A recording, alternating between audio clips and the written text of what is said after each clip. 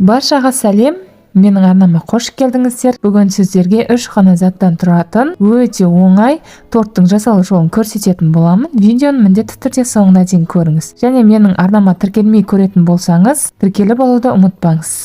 Негізінде бұл рецепт өте қарапайым әрі қол жетімді заттардан жасалады, әрі жасалуы да өте оңай. Бұл жерде бізге қажетті заттар 5 жұмыртқа және өзімізге қажетті қант және ұн мен разрыхителді бірге араластырдым. Енді ең алдымен жұмыртқаның ағы мен сарысын бөлек ыдысқа бөліп аламыз, дәл осы видеодағыдай.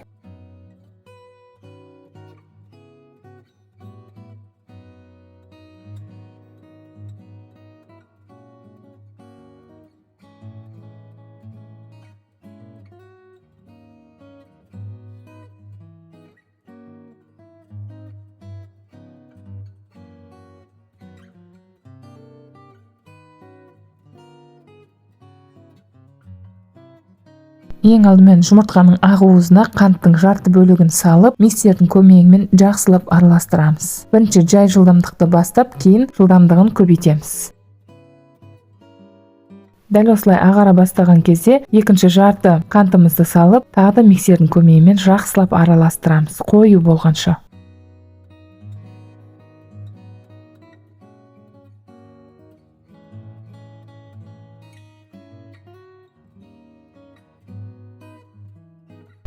Дәл осындай қою болады. Енді сары уызын миксерді айналдыра отырып, дәл осылай бір-біреулеп салып отырамыз.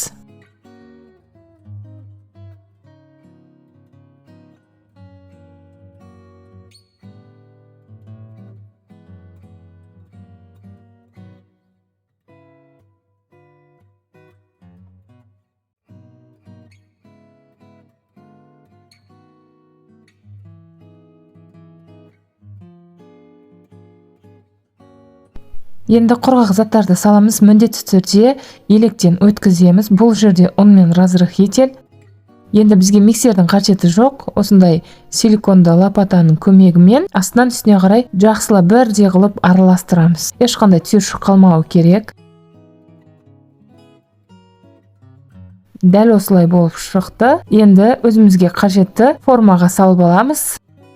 Форманың астына міндетті түрде пергамент қағазын төсеу керек, әйтпесе асты жабысып қалуы мүмкін. Мен бұны кішкене жай отта пісіріп алдым. Пешті алдын ала қыздырып аламыз, сосын барып осы тортымызды саламыз. Бетін осылай қасықтың көмегімен тегістеп алсаңыздар болады. Және осылай да жасап бірдей қылып аламыз. Торттың креміне мен творожный сыр және сахарный пудрамен екеуін миксерлеп алдым жақсылап.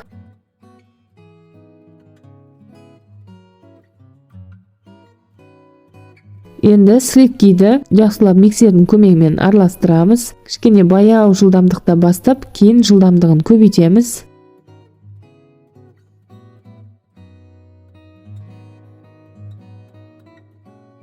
Крем дайын болған кезде дәл осындай қою болады. Осылай алған кезде түспейтіндей болуы керек.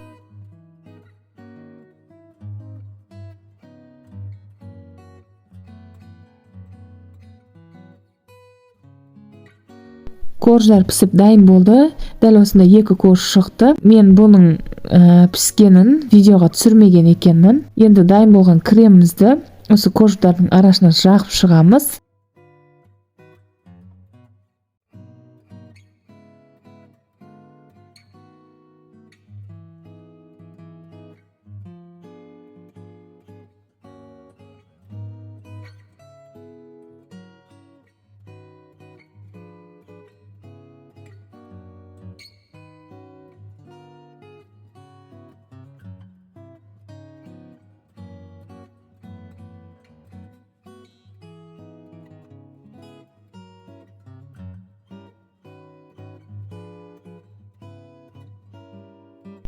Кремін жақсылап жағып алдық. Енді бетінің әсемдеуін өздеріңіздің қалауларыңыз бойынша әсемдесеңіздер болады. Менің арнамда бұдан да басқа торттардың түрлері және тағамдардың түрлерін көрсеңіздер болады. Және менің арнама тіркелмеген болсаңыз, тіркеліп алуды ұмытпаңыз.